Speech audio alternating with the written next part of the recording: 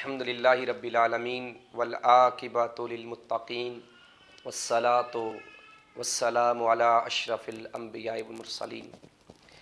آج بڑی پیاری حدیث میں نے اپنے بھائیوں کو سنانی ہے۔ کچھ باتیں ایسی میں پہلے بیان کر چکا ہوں، کچھ ایسے کلپس کہ جس میں اعمال کے ضائع ہونے کی زیادہ باتیں ہوئی ہیں۔ ایک پچھلی ریکارڈنگ میں کہ اگر انسان تنہائی میں خلوت میں گناہ کرتا ہے تو اس کے پہاڑوں کے برابر جو اعمال اور نیکیاں وہ بھی ضائع ہو جاتی ہیں۔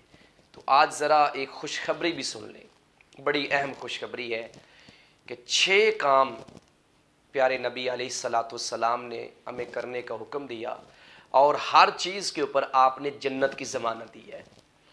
میں اس کی مثال دیتا ہوں کہ کسی بھی علاقے کا جو کہہ لو کہ جس کا ذرا نام ہو، جو فیمس ہو، علاقے کا چیئرمین ہو، اگر وہ کسی 2 فریقین کے درمیان صلح کرواتے ہوئے ضامن بن جائے نا، لین دین کا معاملہ ہے، تو ہم بڑے فخر سے کہتے ہیں کہ بھائی فلاں شخص میری اس بات کا ضامن ہے، یا یہ جو پیسے میں نے لینے ہیں یہ فلاں بندے نے ضمانت دی ہے، اب مجھے ٹینشن نہیں ہے۔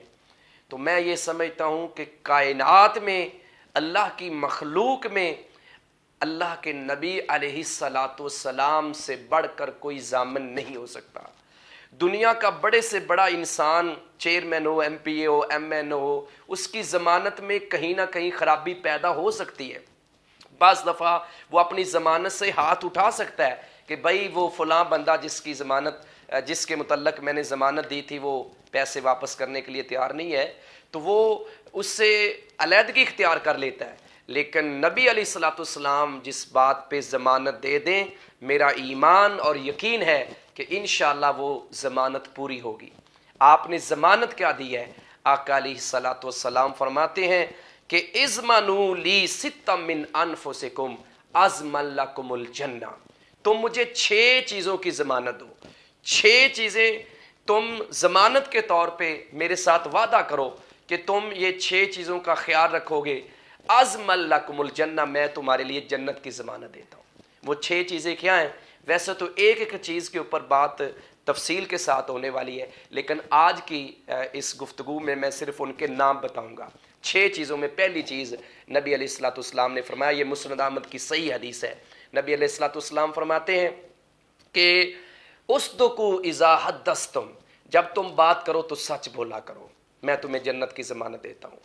پھر آپ نے فرمایا وَأَوْفُوا إِذَا وَعَدتُّمْ، جب تم وعدہ کرو تو وعدہ پورا کیا کرو۔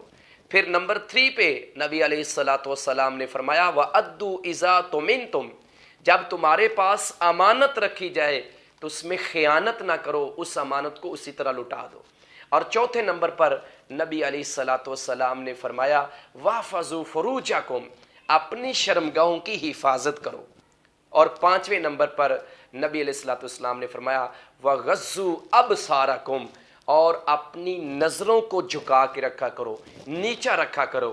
اور 6 نمبر پر آقا علیہ الصلاۃ والسلام فرماتے ہیں یہ 5 چیزیں، اور 6ٹھی چیز جو نبی علیہ الصلاۃ والسلام نے فرمائی وہ یہ ہے وَكُفُّوا أَيْدِيَكُمْ، اپنے ہاتھوں کو روک کے رکھو۔ کیا مطلب ہے؟ کہ تمہارے ہاتھ سے کسی کو تکلیف نہ ہو۔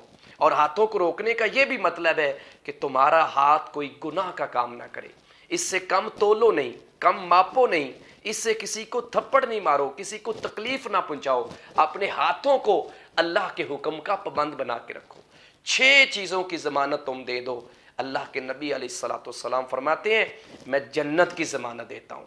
تو اس لیے ہم پیارے نبی علیہ الصلاۃ والسلام کی ہر بات پہ یقین رکھتے ہیں کہ آقا علیہ الصلاۃ والسلام نے جو بات کی ہے وہ حرف آخر ہے، وہ بالکل حق اور صدق کے اوپر مبنی ہے۔